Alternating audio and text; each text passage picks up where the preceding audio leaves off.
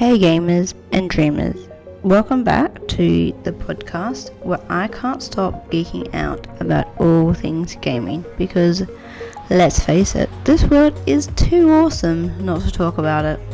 If you love hearing someone dive headfirst into the gaming talk and nerdy things, you're in the right place. Today we're diving into some exciting topics. Voice actors who stream the games they've worked on, how content creators are changing the gaming scene, and my roller coaster of emotion with Pacific Drive. Trust me, it's gonna be a mix of fun, drama, and maybe even a little chaos. So yeah, grab your snacks and dive in. But before that, let's talk about something else. I was just thinking about how fascinating it is when voice actors engage with games they're involved in. For instance, Anna Dimitri doesn't just voice the characters. She doesn't just voice the characters, she is also a gamer who streams the projects she's worked on. Pointing out where her characters appear is such a personal and unique way to connect with the audience, and it really brings the experience full circle. But that said, Baldur's Gate 3 is one project she didn't stream nor record. Probably because it's such a sprawling and intricate game and also goes on for ages. But she voice acted a few characters in it. Her passion and involvement are so inspiring to see. And of course, gaming's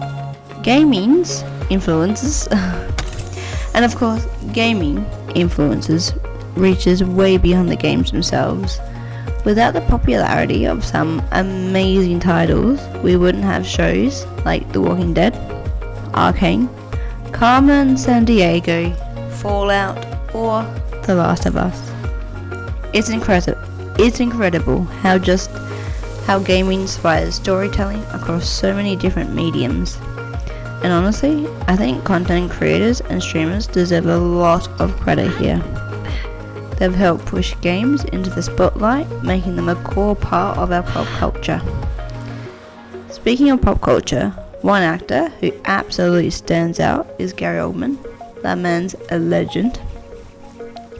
He plays characters like Sirius Black, Commissioner Gordon, and now Admiral Ernest Bishop in the Star Citizen. It's amazing how actors like him bring such depth and dimensions into the gaming world. It really just shows how connected the worlds of gaming, film and TV have become. And now transitioning from that thought, let's talk about the game I had a lot of mixed feelings about, Pacific Drive. Now let me just say, this game pulled me in right from the start. The atmosphere, stunning. The mechanics, so clever. There's just something about it that feels so fresh and different. I love the challenge of figuring things out, like piecing things together with big mysteries, puzzles. At first, I was really enjoying myself, but here's where things got a little tricky. The further I got into the game, the harder it became. I kept running into these moments where I'd make solid progress, head out on a mission, feel like I was doing great, and then bam, I would die. And not just die, but lose all my loot, all my progress. It was rough. I started to feel this constant fear every time I went out on a mission, like, what if this is another run where I lose everything? That fear made the whole experience so much more stressful than it needed to be. And honestly, it just got to a point where I had to uninstall the game. Here's the funny thing though, after stepping away from the game, I started to see it in a different light. I realized that Pacific Drive isn't just about pushing through the main mission.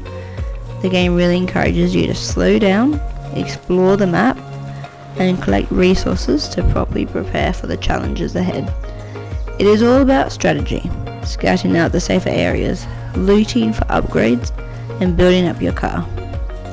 Looking back, I can see now that I missed out on a lot of opportunity. I wasn't scanning objects boring entries as much as I should have. I probably could have made things a bit easier for myself if I'd taken the time to focus on those details. You know, hindsight is such a wonderful thing. I think what made me so anxious about dying in the game was that I kept repeating the same strategies, hoping something would change. In hindsight, that approach wasn't really helping. It was just adding to my frustration. But I had this strong urge to just scan the map and get back to the garage. Like it was just something I needed to do. And to top it off, having to retrace my steps through areas I had already been to without any fast travel options made it even more frustrating. I know that's kind of like realistic in some ways, like in real life, you've got to backtrack. But at the end of the day, this is a game. Sometimes it just felt like unnecessary busy work, I guess. You know what this reminded me of? Getting Over It with Bennett Foddy. If you've played it, you know what I'm talking about. Also, there are similar games that are like Getting Over It with Bennett Foddy. There's like spin-off games. I think Getting Over It with Bennett Foddy is the groundwork for other games, like that one where I think it's called Chained Together, and it's like a co-op game where you play with friends and you're chained together and you got to get as high as possible, like you're on a tower or something and you got to get up into the sky as high as possible and without falling, and if you fall you go all the way back down. And there's like other spin-off games, like I think there's one where you're in a car or something and you gotta do like boosts and stuff. But yeah, that's another kind of interesting topic that I find interesting, where it's like there are these like base games where people, so Stardew Valley for instance, that's like the ground game for other farming sims, and there are other games that are very similar to Stardew Valley. And another example is, the Backrooms. So yeah, there are games called the Backrooms, and that actually all started from a YouTube video, just like a short little skit, I guess, made by, I don't know who the creators are, but where they fall through a footpath into the back rooms. Someone thought it was a great idea to turn this little skit video on YouTube into a game, and that game spiraled into more backroom games, and it goes on. And I just think that's like such a brilliant thing. There are all these different types of ground games, I'm going to call them ground games, that other gaming developers have taken inspiration from and turned their game into a similar-ish idea. But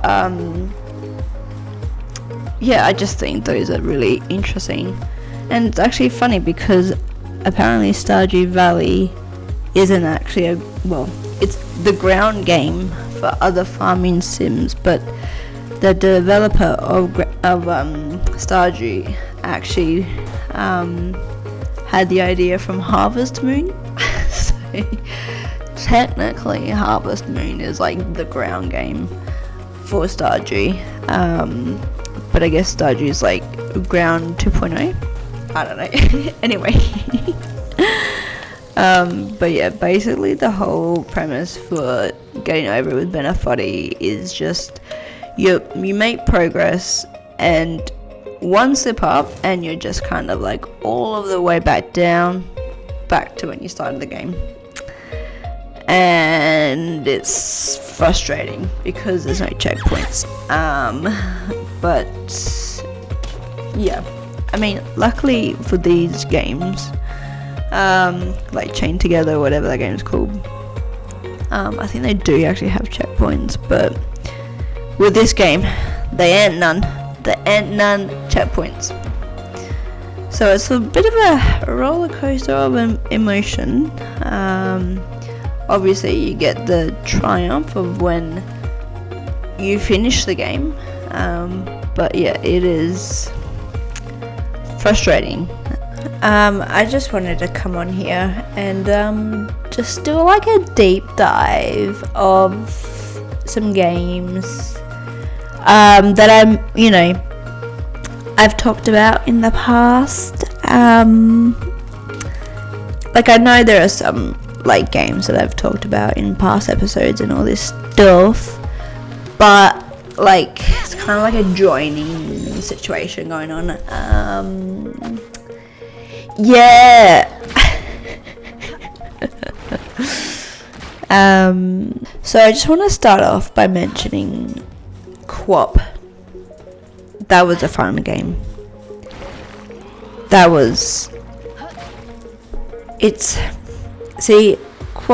was a fun game, and there's, not by the same people I don't think, but there's a new game that's meant to be coming out this year sometime that I'm gonna play on my channel, and it's called Baby Steps.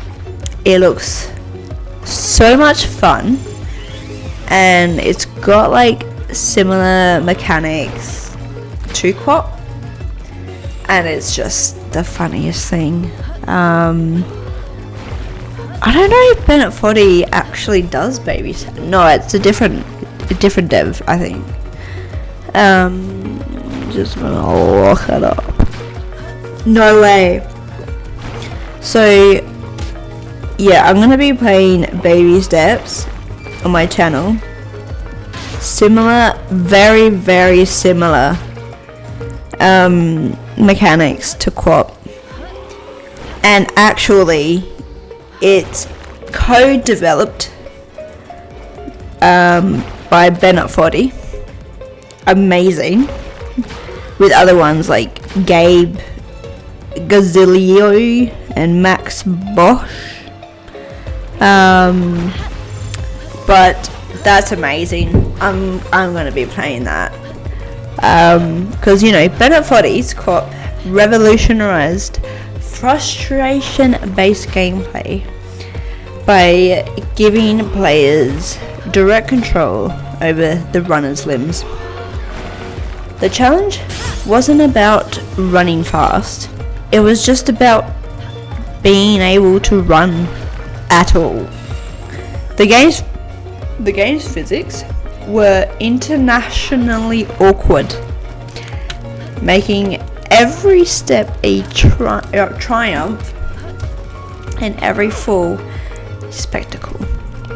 It became a meme-worthy experience, often shared in a gaming community as a badge of honor for anyone who could travel even a few meters. And I feel like Baby Steps is gonna be a lot similar, but only time will tell, and I'm so excited. Like, the game says it's gonna be coming out this year, but it doesn't have any date, it just says 2025.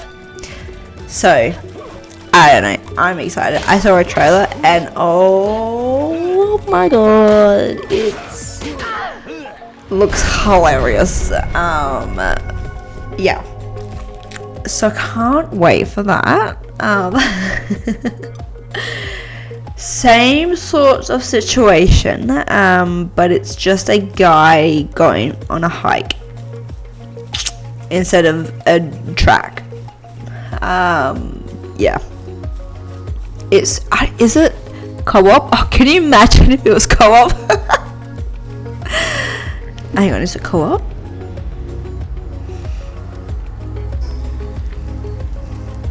Imagine. Oh no, it's single player. Oh god, can you... That would have been hilarious if it was co-op. Oh my god, a co-op with baby steps. Oh, co-op.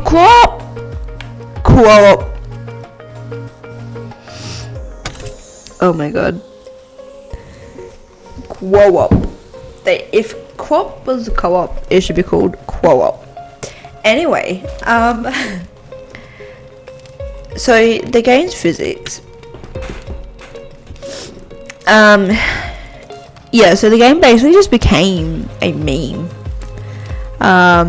It was just often shared, in every gaming community. Just like as a badge of honor for anyone who could just travel even a few meters. Then another game came out in 2017. Crop was 2008.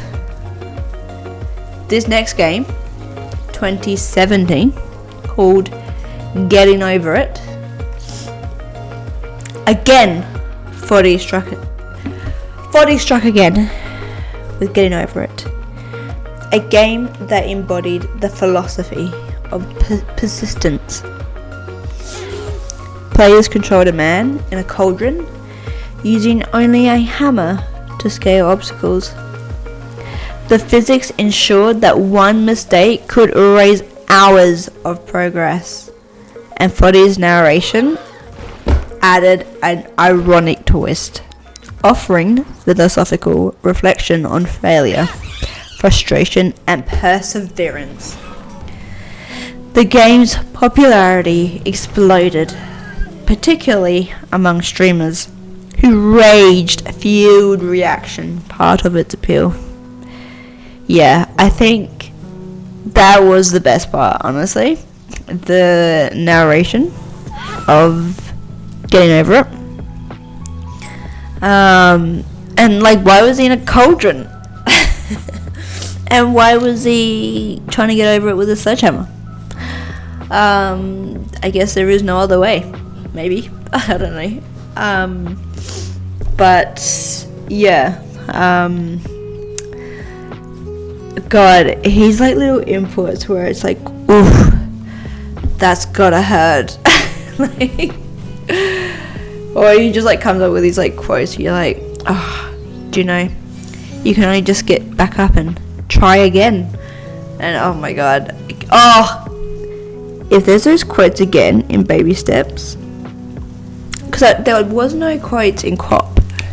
He only added those in Getting Over It. So there might not be those quotes in Baby Steps. I don't know. But in 2023 followed a game called Only Up. It challenged players to climb an enormous vertical structure with tricky movement mechanics. Every jump required precision, and failure meant starting all over again. Much like its predecessors, Only Up became a viral sensation, drawing in content creators, speedrunners eager to showcase their progress, or their rage quit. Speaking of rage, the next game came out in 2024 called Chained Together, which unlike solo endurance test, Chained Together added a cooperative twist. Players were literally tied as they navigated challenging performance sequences. Coordination became the key to success, introducing an extra layer of strategy. The game's innovation lies in its emphasis on teamwork. Perseverance isn't just about individual skill, but collective resilience. In 2010 was Happy Wheels.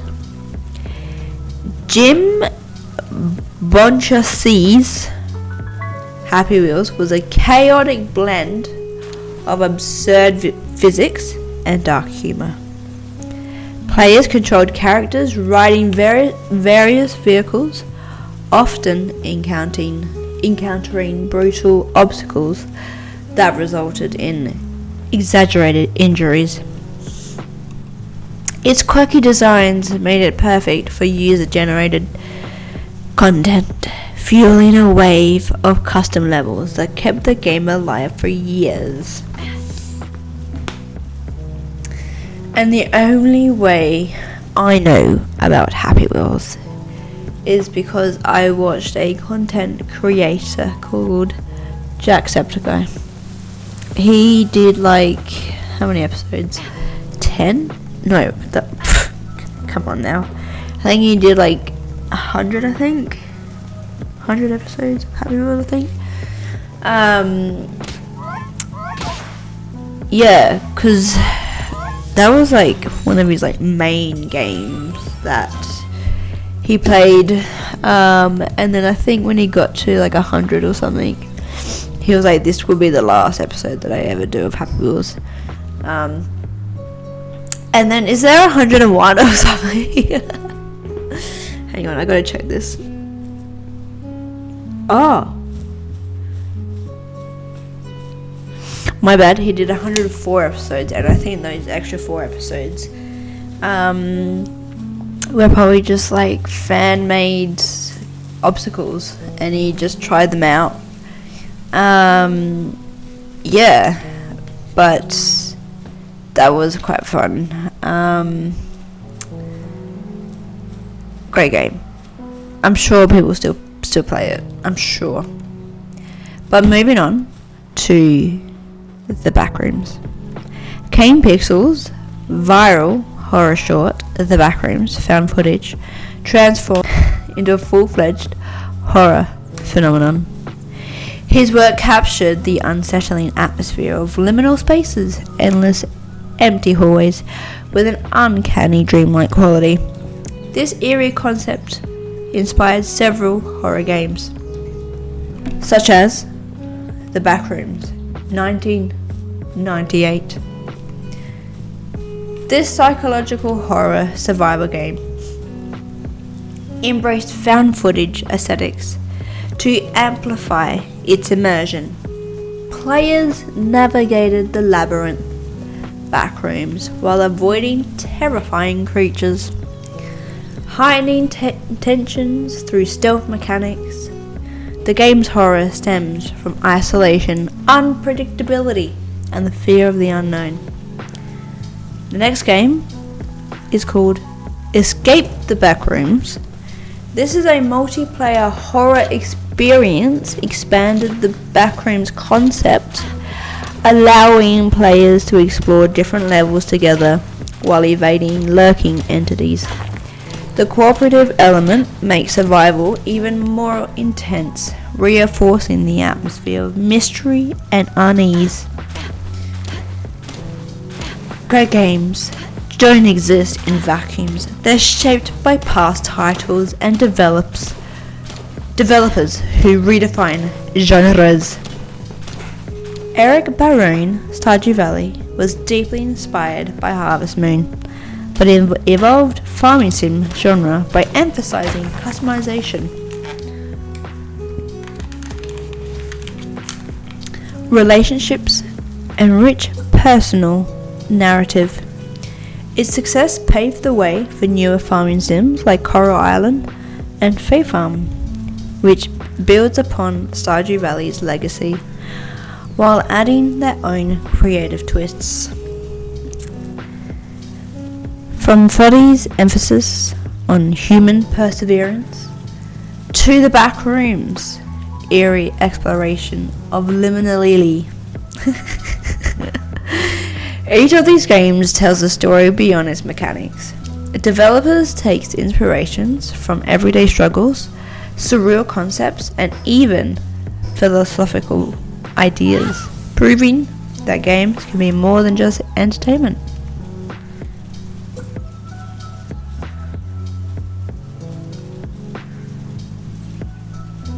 So, I've been watching a lot. This is a different game altogether, but I've been watching a lot of people play Schedule 1 on YouTube, and I really, oh god, my voice just broke. I really enjoy games that is a lot of like busy work, or like kind of, I guess, keeps you busy and you don't realize that real time has passed. For me, it is The Sims 4, whatever Sims it is, don't mind. Could be the first Sims. I haven't played the first Sims in ages, but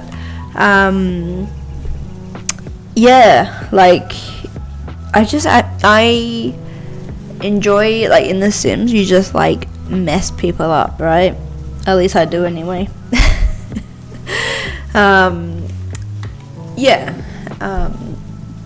But in Schedule 1, it's just about like productivity, you know. I mean, also the fact that you're like dealing drugs.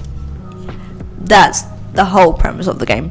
But yeah, it's all about like productivity and creating an empire that works. And yeah, and it's like really quite enjoyable, and I like games where you can just get carried away. But I just wanted to say that I've downloaded the demo of Schedule 1, and it gave me everything I ever needed for late game, and that was amazing. And then I bought the game. I bought the game, Schedule 1, and then I had to start all over again. But you know what? Totally worth it. Totally worth my time and effort building an empire. I mean, I'm still in early game, in the actual game, but I've just gone up to getting medium kind of pseudo. Not great pseudo, just normal pseudo. Before I had bad quality, now I've got medium quality. So everyone gets like basic drugs, not high quality, but basic ones. Because that's what the villages are all about, basic. Well, at least some townies are. They're all basic. Well, the townies are. Anyway, I just love how grindy the game is. Some people, when they play it, they hate that. They hate that part. They hate that kind of type of gameplay. They don't like the grind because it's repetitive and mindless. But you know what? I don't mind that. I don't mind the grindiness of it, because I think that if I can do mindless, grindy video games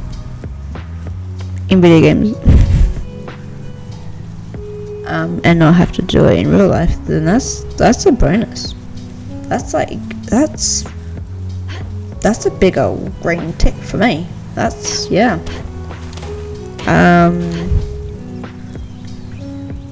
So yeah, I guess like the way it was made was really tailored towards me. Some people, when I watch their videos from Schedule 1, they're like, oh, I hate the grind, don't like the grind. It's so like repetitive. I mean, yeah, it is. Don't get me wrong. But it's all like each to their own. Some people don't like it. Some people just like. See, I also enjoy the mixing, like mixing of different variants of weed and meth, and seeing what comes up, I guess. But yeah, that's fun. I don't think I've unlocked everything. Again, I've just so you know, I'm still in early game. I've gotten the bungalow. I've just unlocked meth. Is this podcast gonna be demonetized? Probably.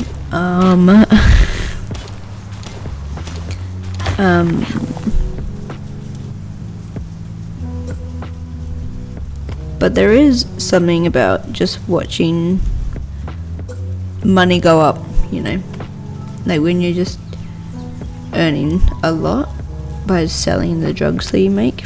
It's quite satisfying, because then you get enough money to buy a van which has like friggin' 2 rows of storage, and you can use that for extra storage. You can put like the drugs that you've made in there. You can hold extra items that you need for mixing. It's amazing. It stops being just about selling, and suddenly I'm running an entire operation. I'm not just a dealer anymore. I'm managing everything, and somehow that transition is really satisfying. And naturally, the more you play, the more you start thinking about, this is just how I think. You start thinking about ways the game could be even better. Because the game is in early access. One thing that keeps standing out to me is how dealers could be managed more smoothly. Right now, you have to track them down all over the map to collect cash or give them more supply. It's fine, but it definitely slows the flow. But imagine if there was a group chat feature, like how you text the they have a name, but I'm just gonna call them seed merchants for now, because I don't know what their names are.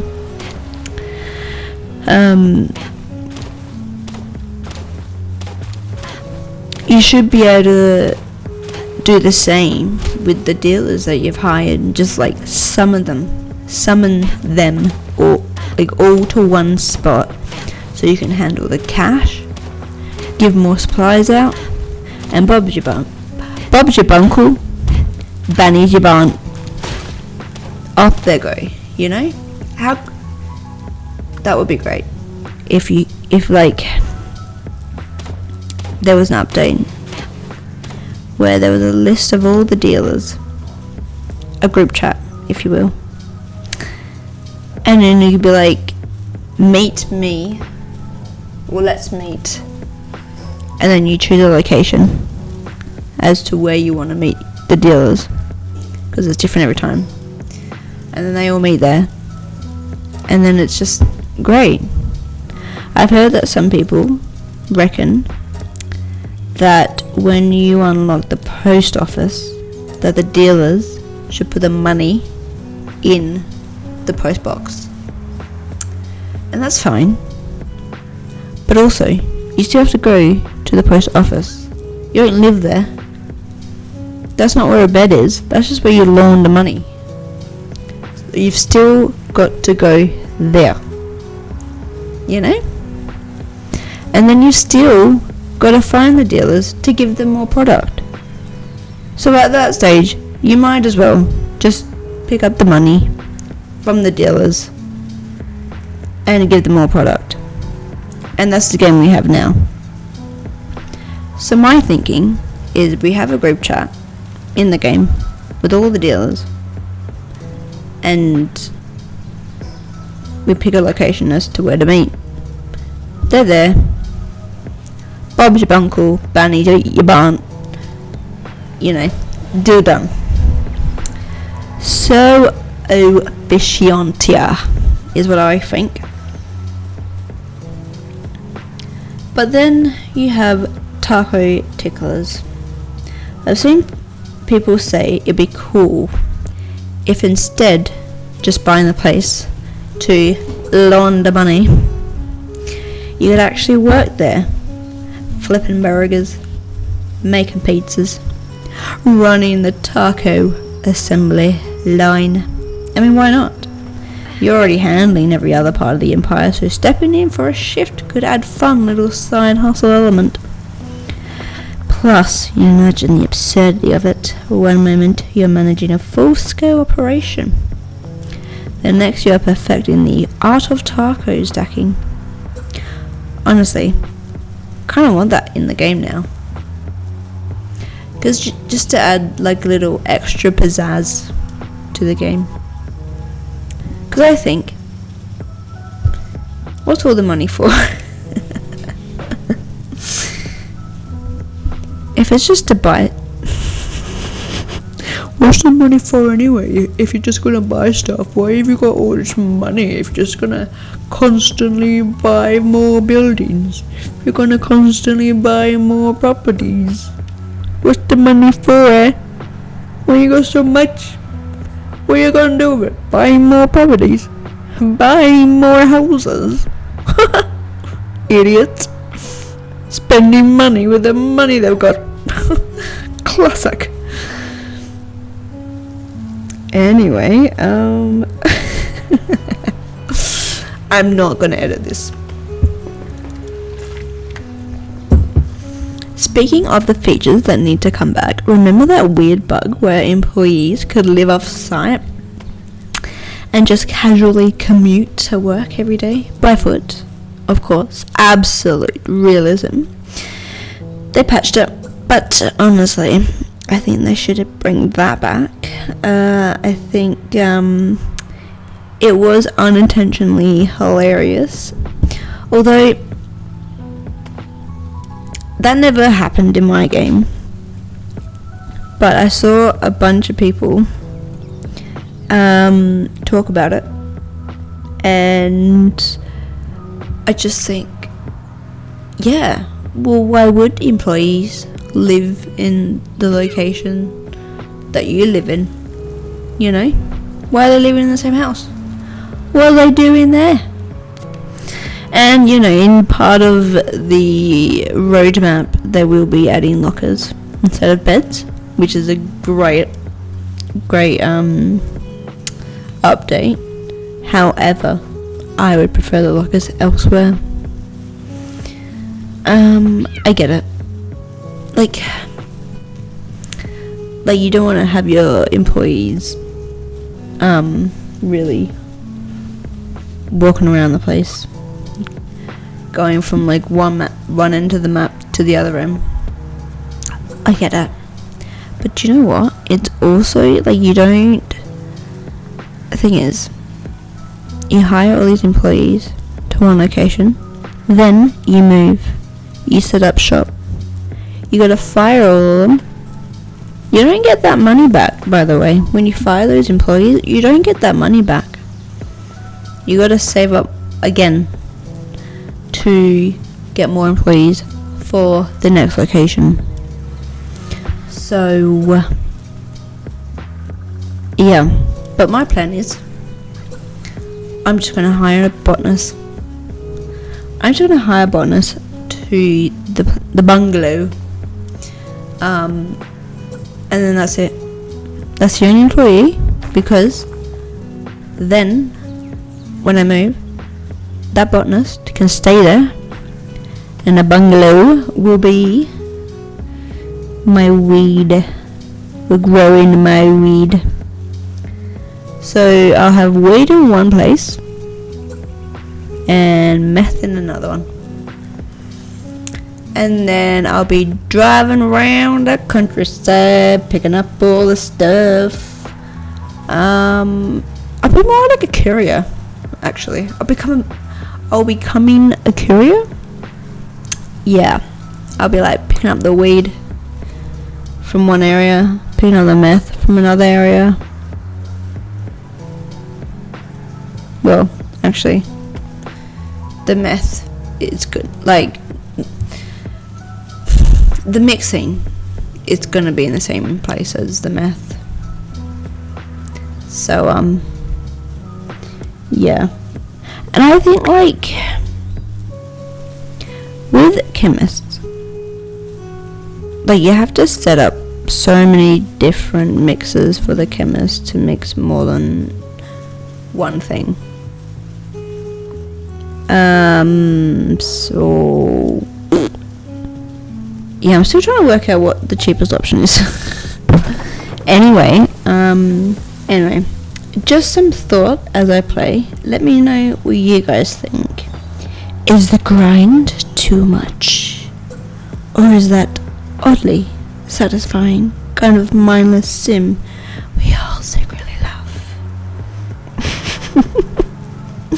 No one likes it except for me, because I'm a different individual.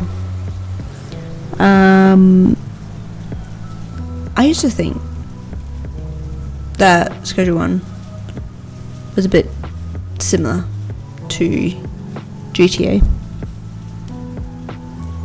but I'm sure they've got like some elements that are similar, but ultimately they're not. They are very different games. Basically, where it's not like, oh, next thing, or like, you know, I guess those types of games are quite enjoyable to do. Like Stardew Valley, I guess. I don't know, I like, with farming sims, I would rather be playing Stardew Valley than any other farming sim, you know? I don't know what it is. Like, whenever I'm playing another farming sim, I'm like, why don't I just play Stardew? You know? like I've been playing a lot of Fae Farm. Like, I played Coral Island and I just thought that was a bit too much like Stardew, so I moved on to farm. I moved on to Fae Farm, and that's been okay, but I'm like, can't I just wish I was playing Stardew? You know, it makes me miss Stardew. But yeah, I think like management is what I like. So I don't know, maybe I should play Schedule 1. I don't know. I've actually played oh god, what is it? It's not Fast Food Sim. It's called Corner Store Burger Corner Store Burger Shop, Corner Store Fast Food Sim. I think that's the name. Which is different to just Fast Food Sim, because that's like a co-op game. Corner Store one is a bit different. You actually build your own corner store, and you've got to hire employees and run the whole shebang yourself, and upgrade and have a bigger store. And I finished it.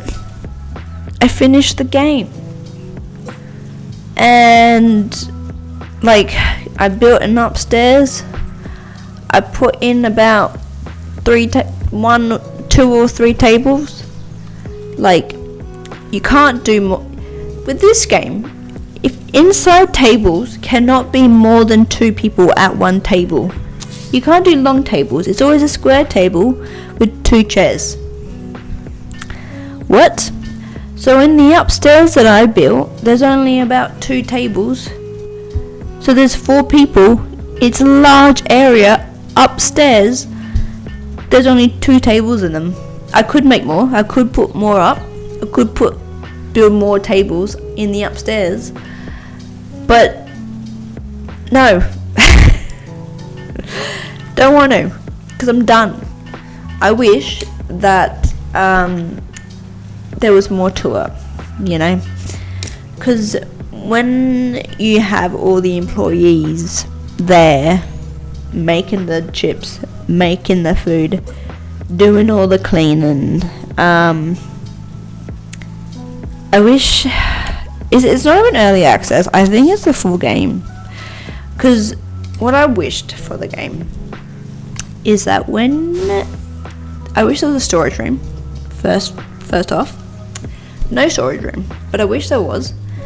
And I wish that when you buy more food, so you buy the food online, and then in the game it just gets all dumped at the front door. But I wish that you had a storage room and you had to buy storage shelving for the storage room, and then when you buy stuff that you need for the store online, it automatically gets put there. You don't need to deal with it. So all the boxes are just automatically gone to the storage room, onto the storage shelves. How nice would that be? Oh, game changer. Also, another thing I wish is that you could add more stuff into the upstairs, or like anywhere that you could save up for a live band. Imagine a live band in your corner store. That would be awesome. I want that. Yeah, like just those little like cool little things to add to the game would be quite cool, because I'm so annoyed because they have indoor plants. They have one indoor plant. Like, you can only buy one type of indoor plant for your corner store. What? I want hanging up indoor plants. I want hanging baskets. I want my corner store to be a forest. You can get outdoor plants for outdoor seating. That makes sense. But why only one indoor plant? One type of indoor plant. I want this forest to be my corner store, please. Make that happen. But yeah, I mean, I was thinking, I'm like, I kind of wish that the employees didn't just like clock off straight when the shift ends. But that's when their shift ends, so that makes sense. But similar to Pacific Drive, yeah, I would just like continue to make progress, and then I'd just die and lose it all. But I don't think I ever lost progress with the map. I think I kept going with the map. I don't think I lost I don't think I ever lost kind of that progress of where I went to the next part of the map. That part was still there, which is great. So now, even though I uninstalled it, I've got to give credit where it's due. The design of Pacific Drive is seriously impressive. I loved how creative the enemies are, and how literally everything in the world can wreck your car. It's frustrating, sure, but it's also really clever, and one of my favourite parts was decorating my car and changing up the paint, customizing the interior. It's just so much fun.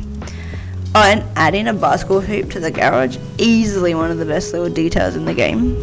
Those moments of creativity really added a nice balance to the experience.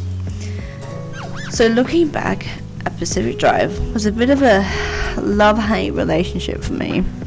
I admire the game, but the stress and fear of setbacks were tough to handle. That said, I've been thinking, if this podcast gets over 5,000 thumbs up, I'll reinstall it and give it another go.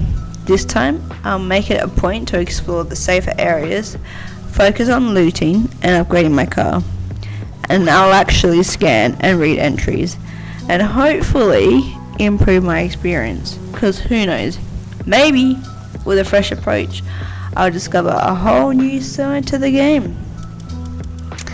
So what about you all? Have you played Pacific Drive? How did you handle the challenges? Did you find strategies that worked? Or was it as stressful for you as it was for me?